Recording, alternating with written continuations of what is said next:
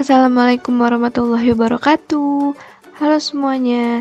Perkenalkan, di sini kami dari kelompok 4 yang beranggotakan Salma Nabila, Dina Andriani, Adi Muhammad, dan Dea Aulia akan menjelaskan mengenai barang publik dan barang privat. Ada beberapa yang akan kami jelaskan mengenai barang publik dan barang privat. Di antaranya yaitu pengertian barang publik dan barang privat, lalu sifat-sifat dari barang publik dan barang privat, lalu ada jenis-jenis barang publik dan barang privat, lalu ada common resources, lalu ada free rider problem, lalu yang terakhir ada eksternalitas. Langsung saja pada penjelasan yang pertama, yaitu mengenai pengertian dari barang publik dan barang privat. Untuk barang publik sendiri, secara umum, barang publik adalah sesuatu yang dapat dinikmati atau dibutuhkan oleh semua orang. Barang publik juga adalah barang yang apabila dikonsumsi oleh individu tertentu, tidak akan mengurangi konsumsi orang lain akan barang tersebut. Barang publik memiliki sifat non-rival dan non-eksklusif, yang berarti konsumsi atas barang tersebut oleh satu individu tidak akan mengurangi jumlah barang yang tersedia untuk dikonsumsi oleh individu lainnya. Dan non-eksklusif berarti semua orang berhak menikmati manfaat dari barang tersebut. Salah satu contoh barang publik adalah jalan umum.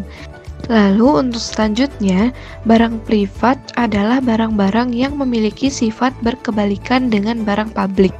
Barang privat ini secara tipikal adalah barang yang diperoleh melalui mekanisme pasar yang akan membentuk harga karena memang barang privat ini diadakan untuk mencari profit atau laba.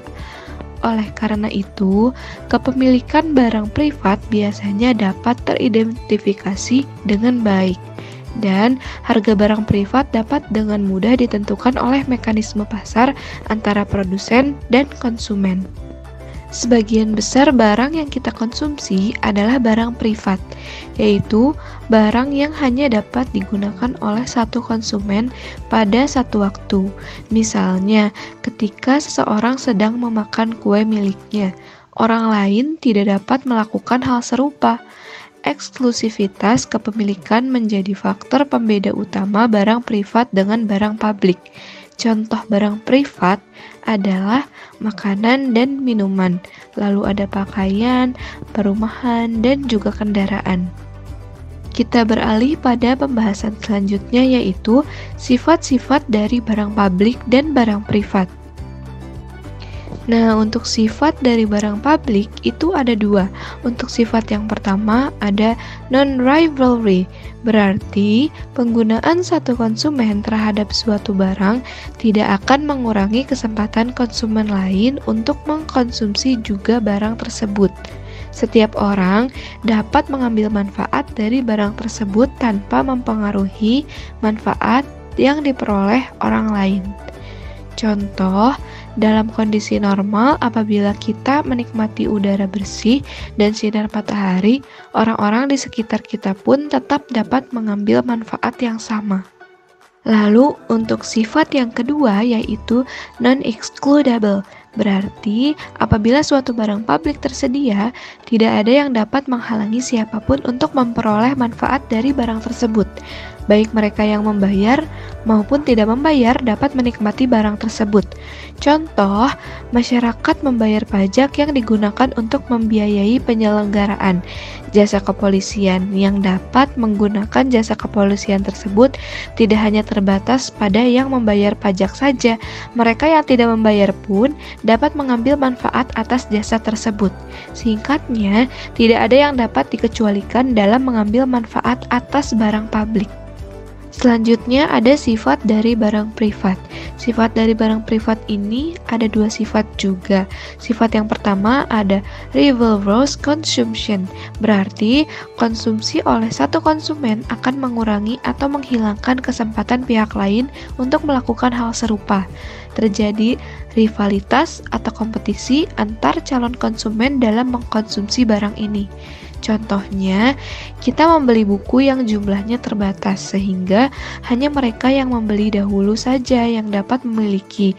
Maka, di sini terjadi kompetisi dalam mencari dan membeli buku tersebut. Lalu sifat yang kedua yaitu excludable consumption. Berarti konsumsi suatu barang dapat dibatasi hanya pada mereka yang memenuhi persyaratan tertentu, biasanya dalam hal harga. Dan mereka yang tidak membayar atau tidak memenuhi syarat dapat dikecualikan dari akses untuk mendapatkan barang tersebut. Contohnya, pakaian di toko hanya dapat dinikmati oleh mereka yang membeli atau membayar, sementara mereka yang tidak membayar tidak dapat menikmati pakaian tersebut. Pembahasan yang selanjutnya yaitu mengenai jenis-jenis barang publik dan barang privat. Di sini terlebih dahulu kita akan membahas mengenai jenis barang publik. Untuk jenis barang publik yang pertama yaitu ada barang publik lokal, yaitu barang yang penyediaannya oleh pemerintah daerah dan secara teknologi layak dan perolehan keuntungannya dinikmati oleh penduduk setempat. Untuk jenis yang kedua yaitu barang publik nasional. Barang publik nasional ini merupakan barang-barang yang penyediaannya oleh pemerintah pusat dengan perolehan keuntungan yang dinikmati dan selain penduduk setempat juga masyarakat dalam suatu negara. Lalu untuk jenis barang publik yang ketiga yaitu barang publik murni. Tidak ada seorang atau pihak swasta yang mau menghasilkan karena masalah kepemilikan. Sebagaimana namanya, maka barang ini tidak bisa dimiliki perorangan tetapi oleh masyarakat luas. Kalaupun yang mengelola adalah pihak tertentu seperti jalan yang dikelola oleh pemerintah. Lalu untuk jenis barang publik yang terakhir yaitu barang publik tidak murni, yaitu letak barang publik yang jauh dari jangkauan konsumen. Jasa yang diterimanya makin kecil juga untuk karakteristiknya. Lalu selanjutnya ada jenis barang privat. Nah, jenis barang privat tergantung pada individu masing-masing yang disesuaikan oleh kebutuhan yang diperlukan oleh konsumen. Jadi, tidak ada orang lain yang membatasi maupun melarang kebutuhan akan barang privat apa yang ingin dikonsumsi untuk memuaskan kebutuhan diri sendiri. Nah, setelah membahas mengenai jenis dari barang publik dan juga barang privat, selanjutnya di sini kita akan membahas mengenai common resources. Common resources atau sumber daya milik bersama atau juga ada yang menyebutnya sebagai barang campuran yang berarti suatu barang-barang yang tidak excludable namun rival, sama halnya dengan barang publik. Sumber daya milik bersama tidak excludable, yaitu sumber-sumber daya ini tersedia secara gratis bagi siapa saja yang ingin memanfaatkannya. Namun, tidak seperti barang publik, sumber daya milik bersama bersifat rival, yaitu pemanfaatannya oleh seseorang akan mengurangi peluang orang lain untuk melakukan hal serupa. Contohnya ikan laut. Ada pula contoh sumber daya milik bersama yang penting. Yang pertama ada air dan udara bersih. Yang kedua yaitu jalan yang padat. Setelah mengetahui mengenai common resources, di sini kita akan membahas mengenai free rider problem. Free rider problem adalah permasalahan yang muncul dalam penyediaan barang publik terkait dengan kedua sifatnya, yaitu non-rivalry dan non-excludable. Free riders ini adalah mereka yang ikut menikmati barang publik tanpa mengeluarkan kontribusi tertentu, sementara sebenarnya ada pihak lain yang berkontribusi untuk mengadakan barang publik tersebut. Selanjutnya kita sudah memasuki pada pembahasan yang terakhir, yaitu eksternalitas. Secara umum, eksternalitas akan terjadi apabila masyarakat mendapatkan dampak atau efek-efek tertentu di luar barang atau jasa yang terkait langsung dengan mekanisme pasar.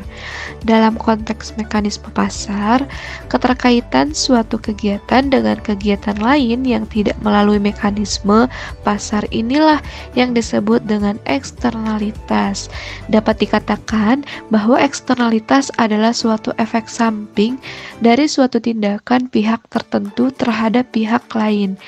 baik dampak yang menguntungkan maupun dampak yang merugikan. Tak terasa, pembahasan kita kali ini mengenai barang publik dan barang privat sudah selesai. Mungkin hanya sekian yang dapat kami sampaikan. Mohon maaf atas segala kekurangannya. Thank you for watching. Bye. Wassalamualaikum warahmatullahi wabarakatuh.